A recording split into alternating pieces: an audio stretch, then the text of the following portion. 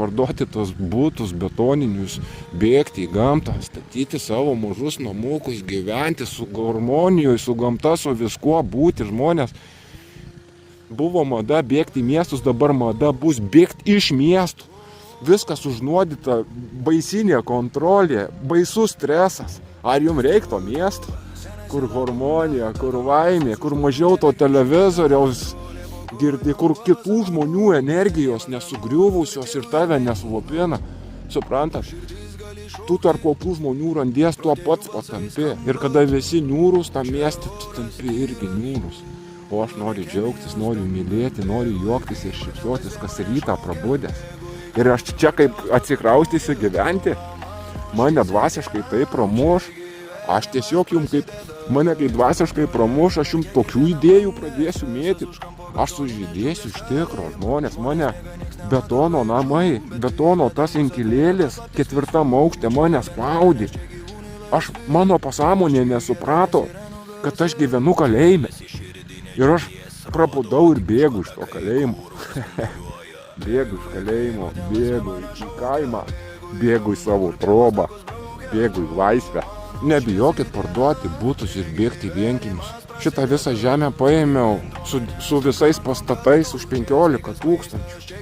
Ir dar yra normalių kainų, gali ir už 10 ir už 7 paimti. Kažkokį vienkiemiuką, dar ir tokių kainų, dar galima rasti. Paėmė už kapeikas žemę su namu ir pradedi restauruoti. Geriau statyti naują, paprastą namą. Kažkur įsisuktumėte 50 000. Įsisuktumėte į paprastą namuką. Pas mumi vienkiemių tuščių, kiek kaimų tuščių, kur savo bendruomenės. Ir viens kitą palaikyti. Vienas augina triušius, kitas karves. Aš vaistažolėm užsiimu. Visi viskuo dalinas kaip seniau. Tik taip mes galėsim išgyventi. Tik taip žmonės. Mes turim komunikuoti viskuom dalintis, bėgti iš miestų. Jei jūs norit sveikatos, jei jūs norit laimingesnio rytojaus, jūs turit bėgti į gamtą. Mieste per didelė kontrolė, bėkite iš miestų į kaimus, statykit trobas, gaivinkit vienkiemius ir būkit laimingi, dvasingai vidum, iš tikro laimingi. O va šitoj pusėje, va čia va netoli išaugs pirtelė mano. Bus faina pirtelė. Manos va čia va pirtelė, mano pinkinukas. Nes jos reikia taupytos meistriukus. Atšalo oras, reikiautų imunitetus. Reikia, kad jie nesirgtų stiprus, būtų namą, taisytų, restauruotų tvirti. Nu, žiūrėk, man tau greitai. Turi super fainą maišiuką. Turi 3 vaistukus. Taip. Jie visi kartu gersis. Mes įsileisim ir šakneles, įsileisim ir grybus. Čia yra ekstraktas, labai stiprus ekstraktas. Kada jūs reikia gerti? Žiūrėkit. Čia yra ekstraktas poniabudės ir liūto karčio. Ekstraktas padarytas 1:12, reiškia iš 12 kg paimta ir kilogramo jėga. Va čia visos vaistingos medžiagos iš 12 kg į kilogramą subėgė. Oho. Poniabudės sekso grybas. Poniabudė jums visą prostatą atitaisys. Siklidės atitaiso. Kas negalėjo užturėti vaikų, užturi vaikų. Čia labai stipru. Moterim gimdas visas atitaiso.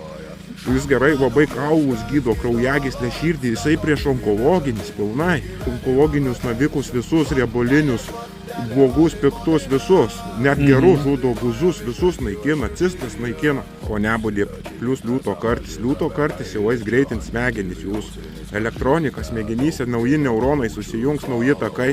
Greitins smegenis, pozityvumas, greitis, energija. Šitas 2 grybai susimaišo, gaunasi gydo ir vidinius organus, gydys ir galvą, smegenis. Šitas va. Poniabudės ekstraktas. Viena kapsulė ryte, viena kapsulė po pietų. Kiekvieną dieną? Kiekvieną dieną ir su žmona kartu būtinai. Su antra pusė mumijus rekordiškai kaulų statys. Jisai ir duos ir vyrišką energiją. Jis tiesiog energijos šaltinis. Jis rekordiškai kaulą restartuoja. Kaulas kaulėja per 10 dienų, turi suaugti 1,5 mėnesio, kaulas suauga per 10 dienų. Jis kaulėja, storėja savo diametrį. todėl jį galima vartoti ilgiausiai 1,5 mėnesio, ilgiau nevartokit, kaulų jau per daug sustorėję. O čia ant kiek laiko jisai, kiek šitų piliulių? Oi, čia bus, čia toks reikės po vieną lašiuką rytais valyti. Ai, čia lašiukai? Jo, bus tokia derva ant degtuko susisuk ir lašiuką nuvalk. Nes čia reikia 1,5 mėnesio ir pertrauką daryti. Nu ir pienių varnalėšų šaknis.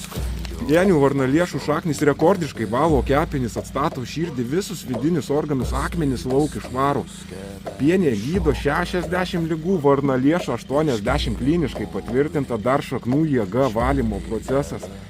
Ir kaip susijungs šaknis, grybų ekstraktai ir susijungs kaunų mumijus, viskas kartu vartosis, ais didelis pozityvas ant sveikatos, jūs pabandysit ant savęs ne teorijom, o praktiką ir pamatysit viską, kaip jums kils sveikata į viršų. Aišku, šitą reiškia ryte ir po pietų. Jo, ryte ir po pietų. Ta ryte. Šitą ruošiamės kaip kavą. Vienas arbatinis šaukštelis į arbatinį puoduką užplikinam verdančių vandenį. Taip. Ir atšalusią geriam, galim iš vakaro darytis ryte mačiau. O jeigu pasidėti į arbatinuką, ten jis gali būti laiko? Jo, gali parą laiko stovėti. Nu, tai va. Jo, galit iškart biškį. Bet jeigu vieną kartą į dieną gerti. Būt gerai labai ryte vakare.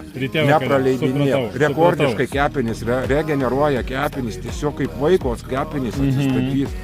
Ir daug valymo kepenų būdų, bet šitą, žinokit, kaip šaknis atstatinėja, galima ir margainiais valytis, bet ir mumijus valys kepenys, žodžiu, ir poniabudė valo kepenys. Jums ant visų sistemų atsikimšinės. Tai reikia šaltinio vandenį gerti. Aha. Įsigykit šaltinio vandenį. Tai galima?